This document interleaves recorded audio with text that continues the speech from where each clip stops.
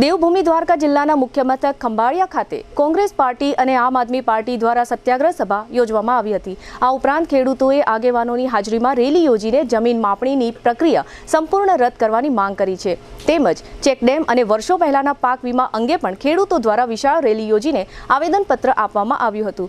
કોંગ્રેસ અને આમ આદમી પાર્ટીના આ વિશાળ કાર્યક્રમમાં વિધાનસભા વિપક્ષના નેતા અમિતભાઈ ચાવડા, આમ આદમી પાર્ટીના પ્રદેશ પ્રમુખ ઈસુદાન ગઢવી, ગુજરાત કિસાન કોંગ્રેસના ચેરમેન પાલભાઈ આંબલિયા, પૂર્વ સાંસદ વિક્રમભાઈ માડમ તથા જામનગર જિલ્લા કોંગ્રેસના અગ્રણી જે.પી. મારવિયા સહિતના આગેવાનો અને કાર્યકર્તાઓ તથા ખેડૂતો મોટી સંખ્યામાં ઉપસ્થિત રહ્યા હતા। આ કાર્યક્રમ અંગે વિધાનસભા વિપક્ષના નેતા અમિતભાઈ ચાવડાએ મીડિયા પ્રતિનિધિઓ સમક્ષ આપેલી વિગતો પ્રસ્તુત છે। સમગ્ર ગુજરાતમાં જે રીતે જમીન રીસર્વેમાં, જમીન માપણીમાં વ્યાપક પ્રમાણમાં ગોટાળા છે, ખોટી જમીન માપણીઓ થઈ છે, મોટું કૌભાંડ છે, એ વાતની રજૂઆત ગુજરાતના ખેડૂતો છેલ્લા 14 વર્ષથી કરી રહ્યા છે।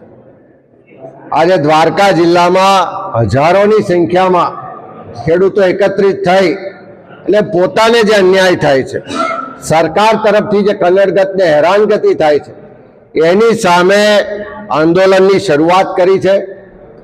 લગભગ 21,000 કરતા વધારે ખેડૂતો લેખિત અરજીઓ લઈને આજે કલેક્ટર કચેરી આવ્યા છે કે જમીન માપણી ખોટી કરવામાં આવી છે, જમીન માપણીમાં વ્યાપક પ્રમાણમાં ગેરરીતિઓ છે, જમીન માપણી સદંતર રદ કરવી જોઈએ।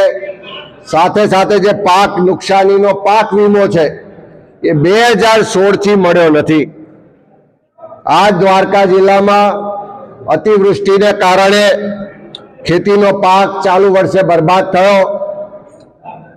ખેડૂતોને પાક ધિરાણ માફ થવું જોઈએ, ખેડૂતોના દેવા માફ થવા જોઈએ અને લેન્ડ ગ્રેબિંગના ખોટા કેસ કરીને ખેડૂતોને જે જેલમાં નાખવામાં આવે છે એની સામે આ જન આંદોલન છે। ખેડૂતો પક્ષાપક્ષી ભૂલી અને આજે લડાઈ માટે મેદાનમાં ઉતર્યા છે।